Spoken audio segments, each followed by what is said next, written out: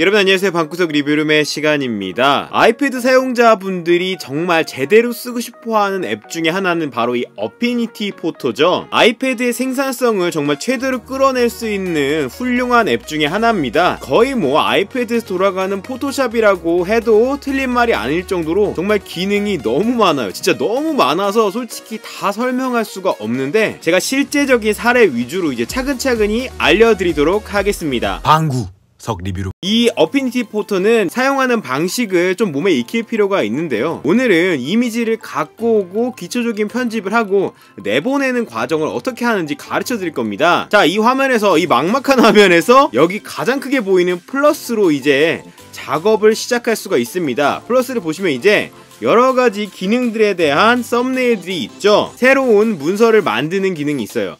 이걸 통해서 바로 여러분의 목적에 따라서 특정 사이즈를 지정해서 캔버스를 만들고 그 캔버스 안에 그림을 그리거나 사진을 붙여넣거나 할 수 있는 세문서 기능이 있는 겁니다. 알파 채널 기능도 있기 때문에 투명한 배경까지도 손쉽게 만들 수가 있고요. 자, 그리고 옆에는 이 Open from Cloud와 Import from Cloud가 있습니다. 이거를 이제 잘 알아두셔야 이 어피니티 포토를 잘 사용할 수가 있는데요. 이 어피니티 포토는 기본적으로 프로젝트를 만든 다음에 결과물을 내보내는 그런 앱입니다. 먼저 Open from Cloud를 누르면요, 여러분의 파일 구조가 바로 호출이 됩니다. 어피니티 포토는 정말 많은 형식의 파일들을 불러올 수가 있는데요, 이런 파일들을 다 불러올 수가 있습니다. 이 더큐멘트 안에 짤방 안에 넣어놓은 이 JPG 파일을 한번 불러와 볼게요.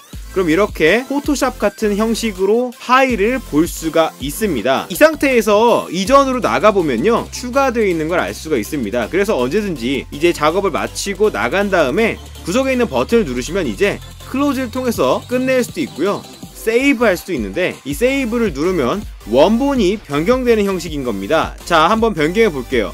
예를 들어서 여기다가 제가 붓을 통해서 빨간색 BGS라고 제가 이렇게 이거를 돌아간 다음에, 자, 여기서 이제 세이브를 누르게 되면요, 이 파일 열어보니까 바로 이렇게 원본이 변경돼서 저장되는 걸 알 수가 있습니다. 이게 바로 오픈 방식의 열기예요. 자, 그렇다면 임포트 방식은 어떻게 다를까요? 임포트 방식으로 열어볼게요. 같은 파일을 불러오겠습니다. 그러면 임포팅 과정이 일어나게 되고 언뜻 보기에는 차이가 없어 보이죠? 자, 이 상태에서 예를 들어서 여기 하얀색에다가 이 페인트 버킷으로 색을 한번 넣어볼게요. 자, 이렇게 넣었습니다. 초록색이 들어가는데 이전처럼 돌아가 볼게요. 그러면 언뜻 보기에는 달라진 게 없어 보이는데, 자, 여기서 세이브를 누르면요, 세이빙이 전혀 다른 공간에 되게 됩니다. 나의 아이패드에 있는 어피니티 포토 공간이 이제 하나 생겨 있을 거예요. 그 안에 이렇게 저장되는 게 임포트 방식입니다. 어피니티 포토 전용 포맷으로 저장하고 언제든지 추가 작업을 할 수가 있는 거죠. 자, 이외에는 Import from Photos, 사진 앱에서 사진을 가져와서, 이것도 마찬가지로 이렇게 사진을 가져온다 해도 이제 세이브하는 형태로 아니면 따로 내보내는 형태로 진행을 하게 되는 거고요. 사진 앱에 있는 사진은 원본을 바로 변경할 수는 없습니다. 이외의 기능들은 이어붙여서 파노라마를 형성하는 기능, 여러 장의 사진을 한 장으로 합성하는 기능, 또 여러 장의 포커스를 합치는 기능, 그 다음에 HDR 이미지를 만들어주는 기능이 있고, 로우 파일 촬영해서 활용할 수 있는 카메라 모드도 있고요. 그 다음에 여러 장의 사진들을 하나의 프로젝트로 묶어서 그룹화시키는 프로젝트 기능도 이렇게 볼 수가 있습니다. 어피니티 포토는 특히 iOS 11에 드래그 앤 드롭을 활용하면 아주 편리하게 작업할 수가 있는데요. 예를 들어서 이렇게 사진을 호출해서요, 위에 띄운 다음에 여러 장의 사진을 한 번에 가져올 수도 있습니다. 이 사진, 요 사진, 요 사진을 가져온다고 했을 때 여기도 이렇게 안에다가 가져오시면요, 여러 장의 사진을 한 번에 이렇게 가져오는 것도 가능하고요. 또한 여러분이 이렇게 인터넷을 하시다가 원하는 사진을 꾹 눌러서 여기다가 가져오시는 거죠. 그럼 바로 이렇게 사진이 새로 생겨 있는 걸 알 수가 있죠. 자, 이걸로 한번 오늘 기초 작업을 해볼게요. 자, 이 레이아웃은 사실 포토샵을 해보신 분들은 익숙하실 텐데요, 좌측에는 기본적인 툴들이 있고요, 위쪽에는 어피니티 포토만의 특수한 형태인 페르소나라는 모드들이 존재하고 있습니다. 지금 여기 보시는 상태가 바로 사진을 편집할 수 있는 포토 페르소나고요. 여기는 선택 관련된 기능들이 모아져 있는 선택 페르소나. 자, 여기는 유동화 기능이 모아져 있는 리퀴파이 페르소나고요. 여기는 로우 현상을 전문적으로 담당하는 페르소나. 그리고 옆에는 톤 매핑이라는 기능을 담당하고 있는 페르소나입니다. 자, 오늘은 이 포토 페르소나의 기초 기능들을 알아볼 건데요. 여러분들 실질적으로 많이 사용하게 될 기능 중에 하나인 크롭 기능을 해보죠. 자, 여기 보시면 크롭 툴이 있는데요. 이걸 통해서 여러분들이 원하는 구도를 변경해 줄 수가 있는데요. 이 아래쪽에 보시면 모드가 있습니다. Unconstrained 모드 상태에서는 자유롭게 비율을 맞춰서 크롭을 지정해 줄 수가 있어서 이렇게 누르시면 크롭이 되게 되는 거죠. 취소하고 싶으면 언제든지 이 아래쪽에 언두 버튼이 있습니다. 이렇게 하면 언두가 돼서 취소가 되겠죠. 여기서 모드를 변경해 보시면 이렇게 원본비를 지켜주는 원본비 모드로도 크롭을 할 수가 있어요. 이렇게 정사각형이 원본이니까 이 원본을 살려서 이렇게 크롭을 할 수도 있겠죠. 그 다음에 커스텀 레이시오는 굉장히 유용한 건데요. 여러분이 원하는 특정 선호 비율이 있다면, 예를 들어서 X축, Y축에 비율을 지정해 주는 겁니다. 가로가 2,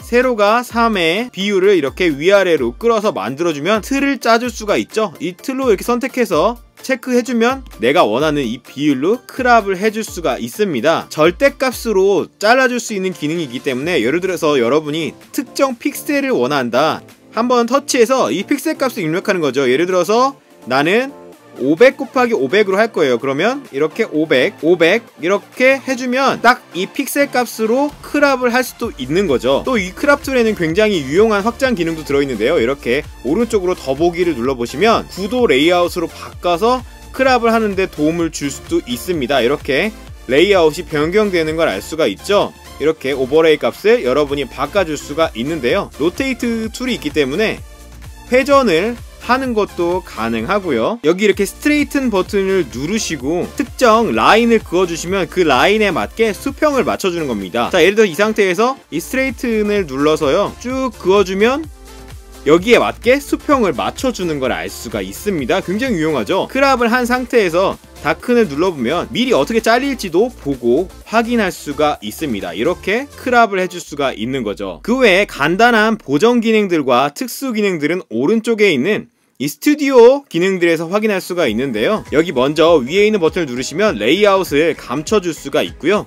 그 아래에 이제 여러가지 레이어라든지 추가적인 기능들을 확인할 수가 있는데, 이 어저스먼트로 들어가게 되면 지금 보여주고 있는 레이어의 이미지를 변경하고 가공할 수가 있는데요. 이 어저스먼트를 통해서 이렇게 예를 들어서 금방 흑백을 만드는 것도 가능하고요. 밝기 조정 같은 것도 쉽게 할 수가 있습니다. 효과에 대한 미리 보기 이미지가 표시되기 때문에 손쉽게 어떤 역할을 하는지 알 수가 있고요. 화면을 많이 차지한다고 생각하시면 목록 보기로 전환하시면 기능별로 확인할 수가 있습니다. 브라이트니스 컨트라스트 상태에서 이렇게 바로 브라이트니스를 올려보면요, 이미지의 밝기를 손쉽게 올릴 수도 있고요. 대조로 이렇게 컨트라스트 올려줄 수도 있고요. 여기 지금 오파시티 값이 있기 때문에 강도를 줄여서 부드럽게 적용되게 할 수가 있습니다. 이러한 효과들은 여기 레이어에 보시면 이렇게 효과 레이어로 적용이 되고 있어요. 체크를 푸시면 이 이펙트를 끄고 볼 수가 있습니다. 다시 이렇게 누르면 적용되는 걸 알 수가 있고요. 아예 적용을 확 시켜버리려면 여기 지금 합침 버튼이 있거든요. 이걸 누르시면 이 레이어가 이 안으로 이펙트가 최종 적용되게 되는 이런 방식으로 사용하게 되는 겁니다. 이제 이 방식만 아시면 여러분들이 자유롭게 사용할 수가 있는데요. 제가 필수적으로 사용하고 있는 거는 예를 들어서 이 커브죠. 이렇게 그래프 버튼을 누르면 바로 커브를, 여러분만의 커브를 적용해서 이미지를 보정할 수가 있고요. RGB, 알파 채널까지 지원하고 있기 때문에 이렇게 채널별 색 보정까지 할 수가 있는 걸 알 수가 있습니다. 자, 쓰레기통을 누르면 아주 쉽게 사라지고요. 그 외에 여러분들이 자주 사용할 만한 기능들은요, 사진이 어둡거나 너무 밝을 때 익스포저로 노출을 조정할 수가 있고요. 렌즈 필터를 통해서 사진에 특정 색이 들어가 있는 것처럼 필터 이펙트를 넣어줄 수도 있고요. HSL 모드에 들어가시면 특정 색 영역의 색을 변경하는 것도 가능합니다. 마스터 상태에서 세츄레이션을 내려주시면 전체적인 채도가 옅어지는 걸 알 수가 있고요. 이렇게 쭉 올리면 채도가 아주 강렬한 사진을 얻을 수가 있는데요. 전문적인 색 모드인 HSV 모드까지도 지원하고 있는 걸 알 수가 있습니다. 자, 예를 들어서 이 안에서 이 보라색의 색깔만 좀 바꾸고 싶으면 이 레인지를 이렇게 마젠타 영역으로 바꾼 다음에 세츄레이션을 쫙 줄여주면 이 보라색의 색감만 쫙 떨어지는 걸 알 수가 있습니다. 이런 식으로 특정 영역의 색을 변경해서 사용하시는 것도 가능하죠. 또 유용한 기능으로는 바이브런스가 있는데요. 생생한 느낌을 더해주는 기능인데요. 피부색 같은 영역은 덜 건드리기 때문에 사진에 생기를 주고 싶을 때 잘 사용할 수가 있습니다. 사진의 화이트 밸런스에 따라서 색감이 많이 달라집니다. 화이트 밸런스 모드를 키시고 이렇게 수치상으로 따뜻하고 차가운 정도로 바꾸실 수 있고요. 색 틴트도 바꿔줄 수가 있는데요. 이렇게 자기가 구체적으로 숫자를 입력할 수도 있고요. 여러분이 색을 직접 선택하면 거기에 맞춰서 이렇게 간편하게 화이트 밸런스를 맞춰주기 때문에 이미지의 색 밸런스를 아주 간단하게 맞출 수가 있습니다. 그 외에도 섀도우와 하이라이트도 제가 굉장히 자주 사용하는 기능인데요. 사진에 너무 밝은 부분을 이렇게 하이라이트 부분을 줄여준다거나 또는 올려서 생생함을 줄 수도 있고요. 너무 어두워서 묻힌 색감을 이렇게 올릴 수도 있고 조금 진득한 느낌을 줄 수 있기 때문에 이런 부분도 자주 사용할 수 있는 기능입니다.